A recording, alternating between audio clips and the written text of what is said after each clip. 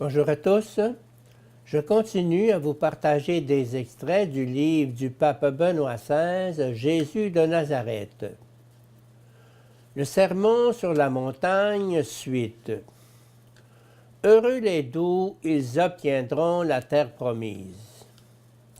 Dans la lutte pour la libération d'Israël et dans la sortie d'Égypte, c'est tout d'abord le droit à la liberté d'adorer, puis à la liberté de pratiquer son propre culte, ainsi que tout au long de l'histoire du peuple élu, la promesse de terre, qui prennent toujours plus clairement la signification suivante. La terre est donnée pour être un lieu d'obéissance, un espace ouvert à Dieu, et donc une terre libérée des abominations du culte des idoles. À partir de là, la diaspora prenait un sens nouveau et positif. Israël était dispersé à travers le monde afin de ménager partout un espace à Dieu. Dieu a voulu créer un lieu où l'on réponde à son amour, un lieu d'obéissance et de liberté. Heureux les artisans de paix, ils seront appelés fils de Dieu. Dans la promesse de Zacharie, la terre du roi de la paix n'est pas un État national, elle s'étend d'une mer à l'autre. Toute assemblée eucharistique est pour nous chrétiens un lieu semblable dans lequel le roi de la paix exerce sa seigneurie. Déjà auparavant, César avait revendiqué le titre d'artisan de la paix de l'oïkoménée. Jésus est le Fils, et il l'est réellement. C'est ce qui fait de lui le vrai Salomon, celui qui apporte la paix. Paul appelle passionnément de ses vœux, « Au nom du Christ, nous vous le demandons, laissez-vous réconcilier avec Dieu. » 2 Corinthiens 5, 20. Seul l'homme réconcilié avec Dieu peut se réconcilier. Le chrétien sait que l'existence de la paix sur la terre est liée au fait que l'homme se trouve dans l'eudoxia, dans le bon plaisir de Dieu. La lutte pour être en paix avec Dieu fait partie de la lutte pour la paix sur terre et lui est indispensable. Heureux ceux qui pleurent, ils seront consolés. Matthieu 5, 5. Il existe deux sortes de tristesse.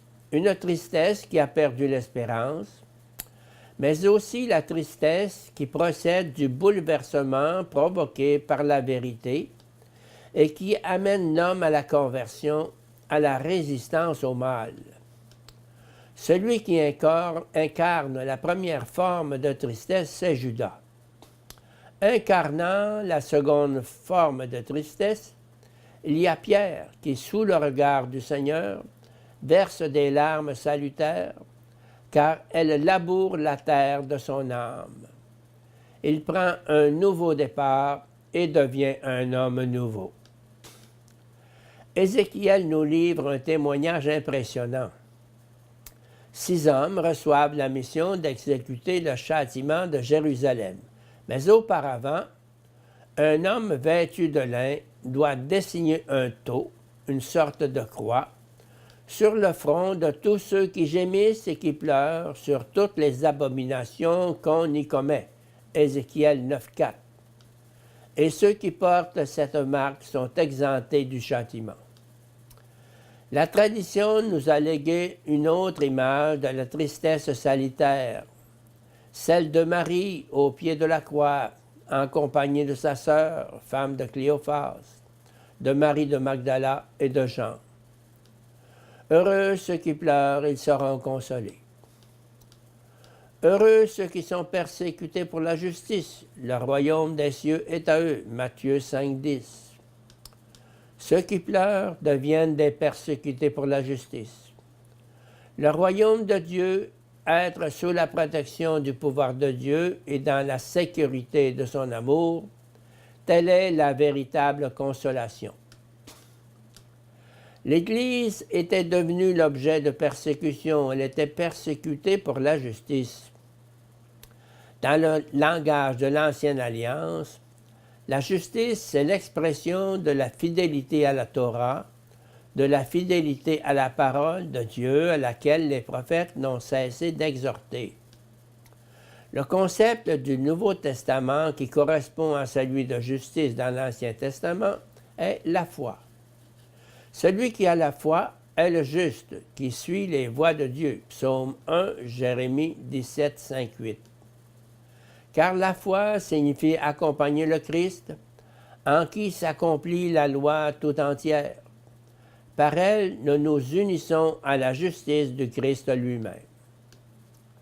La foi ne cessera d'apparaître comme contredisant le monde, c'est-à-dire les pouvoirs établis du moment, et de ce fait, à toutes les périodes de l'histoire, on sera persécuté pour la justice.